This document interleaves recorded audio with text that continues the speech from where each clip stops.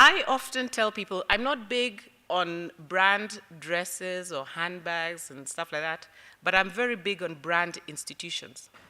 Because I have set out the intention, I am ever so blessed to always, always, always find myself associated with giants and giantesses.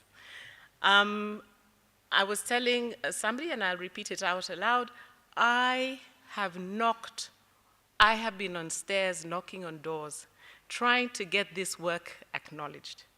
And this year, 2013, Mr. Trevor Nkube, the chairman of the Mail and Guardian, as you will read, opened the door for me. And today we have a function that we can speak about this need that we need to address. So thank you very, very, very much, Trevor. It is exciting to be through the door, I have to say. Thank you very much. And then a gentleman, and a real gentleman, Mr. Milton Nkosi, and I have spoken before.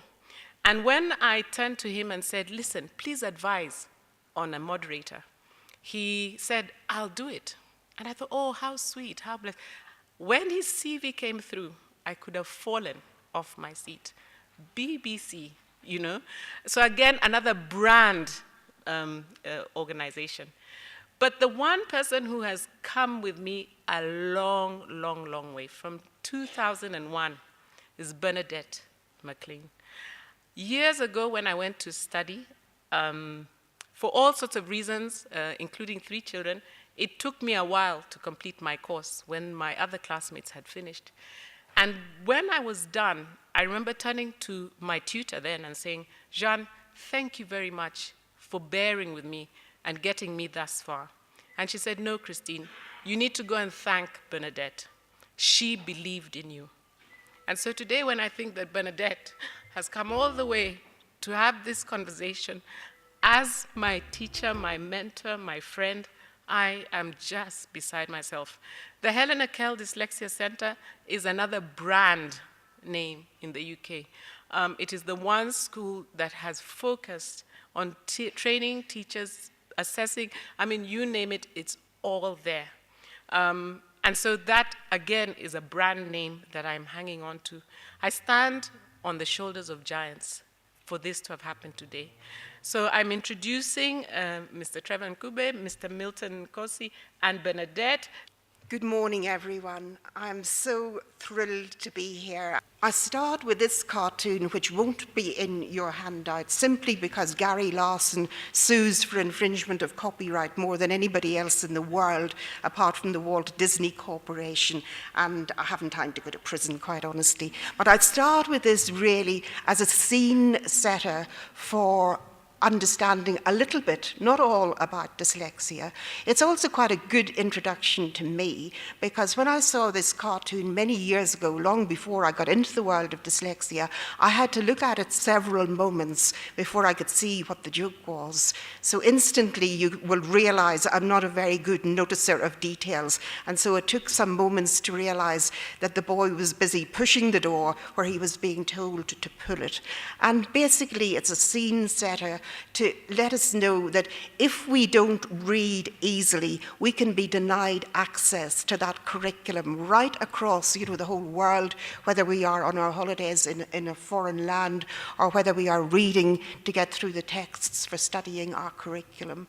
I think the other thing about it too is it's showing you that even though this lad is intellectually able to attend the school for the gifted, he can't get in because he can't read the textbooks. The latest research has moved us on in what we are assessing for. We have come up with a different set of tests now to the tests that we used many years ago. So looking first of all at the 3 areas of difficulty, what is thought to be the core deficits that we find in dyslexics. Difficulties in phonological awareness, that is breaking words down into their tiniest sound bites or larger chunks. Difficulties in verbal memory, or remembering the words you hear, so that you listen to the teacher, and goes in through one ear, out through the other. We'll come back to thinking about this in just a moment. Forgetting the names of objects or how you pronounce words. And finally, difficulties with verbal processing speed, how quickly you can recognize words and access them from your long-term memory. Looking at the non-dyslexic brain, language processing in the non-dyslexic tends to be largely focused in the left hemisphere, with a little bit going on the right-hand side. So it's quite efficient. When they looked at dyslexic brains, they saw that language processing was happening all over the place. So that it was happening as much in the right hemisphere as it was in the left. And so far more messages needed to get across from one side to the other. And the connecting channel between the left hemisphere and the right hemisphere is something called the corpus callosum, which I often liken to the M25. However, having gone round some of the motorways this morning on our way here, I could maybe liken it to the traffic jams that we witnessed both yesterday afternoon and this morning. Because what happens with a traffic jam is, it's okay if you're traveling along in the middle of the night and nobody else on the road, you can get up to speed. But once the traffic starts to gather and becomes too much, first of all, it slows down, and then it comes to a standstill. And I think this is a perfect explanation of that speed of processing that seems to perplex many of our dyslexics. It's just like there's too much going backwards and forwards between one side of the brain and the other. And I don't know what experience you actually have with dyslexic learners in the classroom, but to me, this is a perfect explanation of looking at little Johnny in the third row, and you suddenly see he's gone blank. He's just not there anymore. It's all clogged up. The corpus callosum has come to a standstill, and he's just going to have to stop for a while.